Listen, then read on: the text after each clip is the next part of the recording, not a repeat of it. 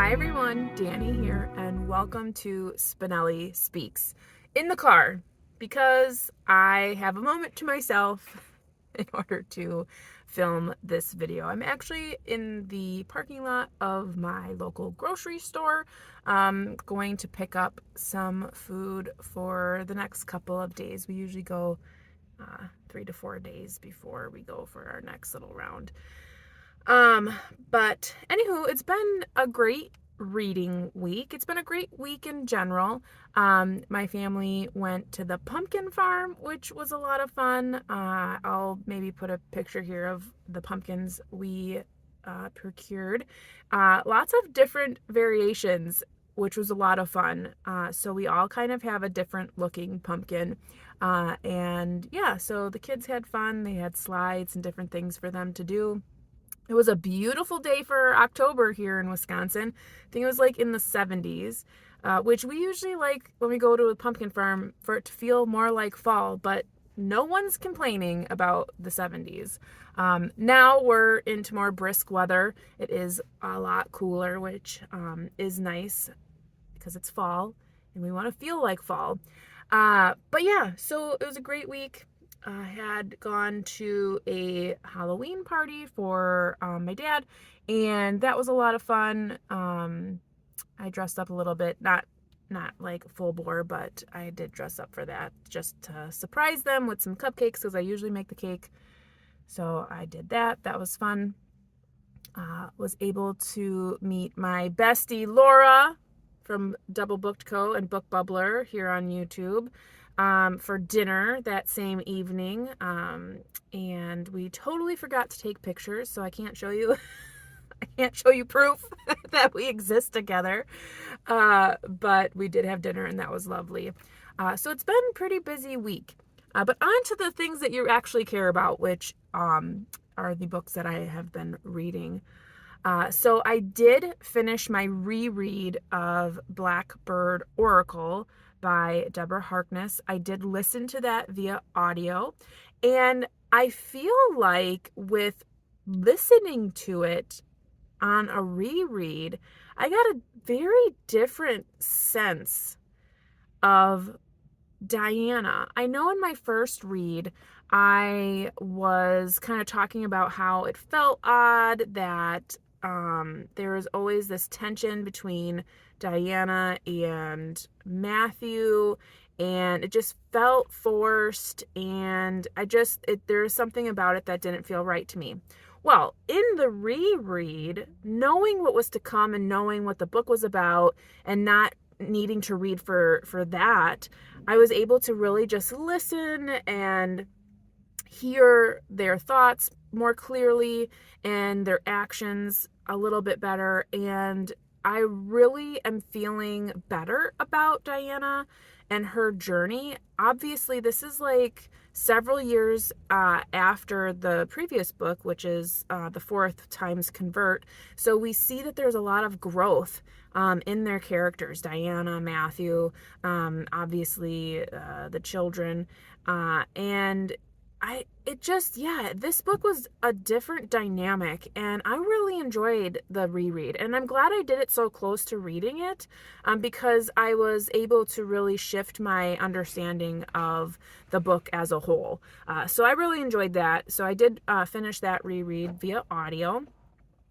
I did finish the second book in the Tea Shop Mystery, by Laura Childs, and that book is called Gunpowder Green.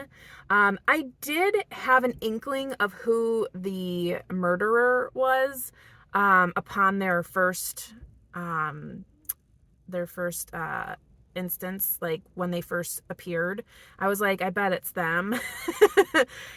But what I liked is like the whole way through, I had no idea because I couldn't figure out motive. I couldn't figure out like anything. I couldn't understand like why, like there were too many motives, it felt like, but then it also felt like the person who was murdered, like why would anybody murder them? Like there didn't seem like there was enough there.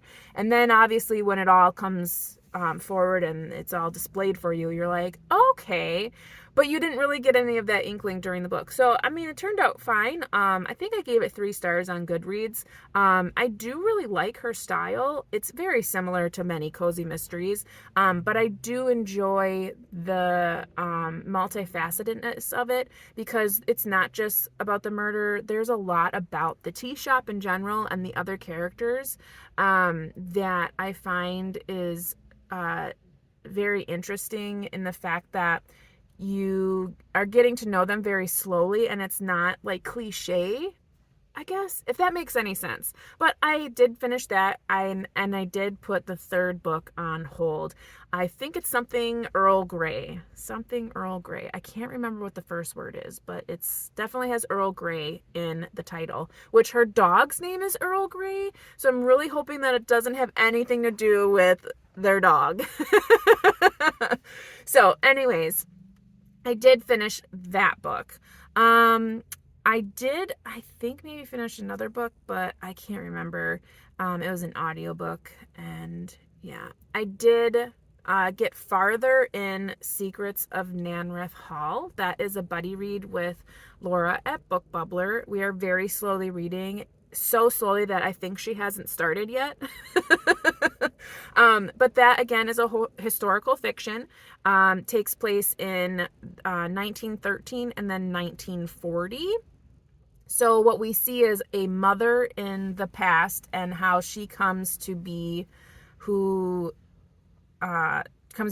this person's mother. And then we see the daughter and how the past has affected her present and future, essentially. And it brings her back to Nanreath Hall, where her mother had basically escaped. So it's pretty slow right now, and I'm only about 100 pages in, and it's like almost close to 500 pages, so there's a lot more to go. I don't really know where it's going, but I'm slowly reading it, so we'll see. It is interesting, but it's pretty slow.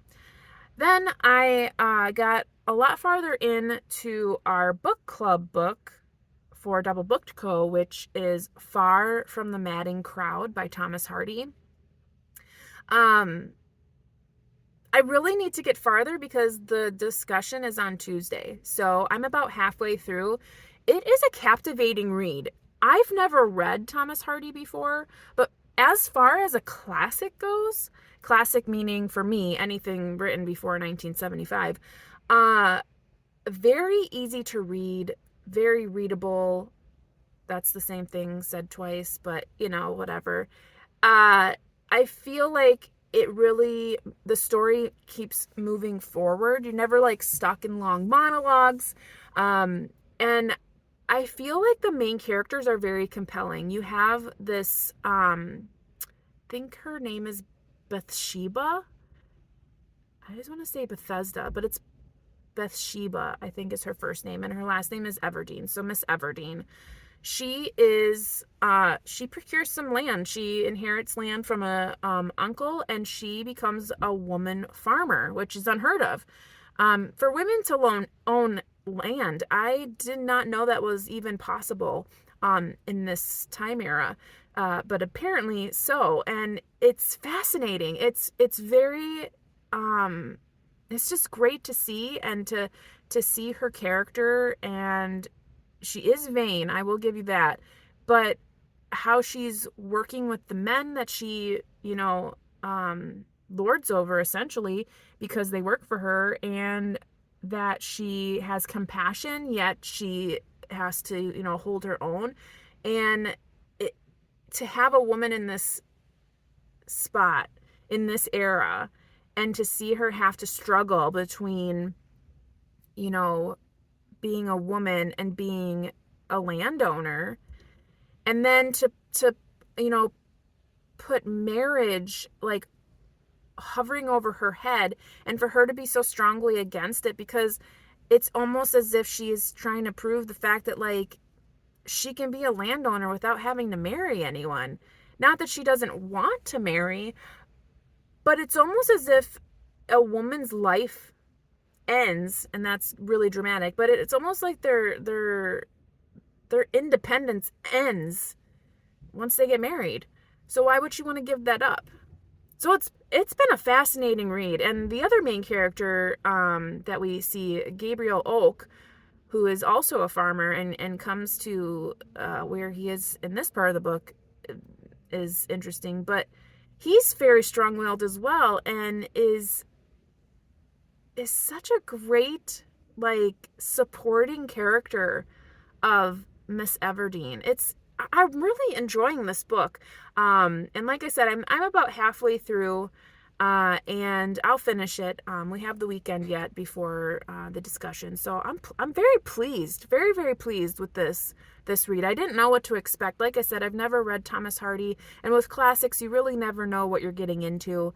And I'm wholeheartedly enjoying it, so I'm very happy. I think I'll end up probably rating this a strong 4 or 5 star rating. So if you've read any Thomas Hardy and you've read this one, let me know in the comments. I have Jude the Obscure, so I don't know. I feel like that's more of a depressing read, but so far I'm really enjoying the writing here. So we have that. I also started on audio. I was just in the kitchen and I started to listen to Ghosts of Greenglass House. If you remember, I don't know if it was last year or the year before, DoubleBookedCo for middle grade March read Greenglass House, which is the first in this series. And it's a middle grade book.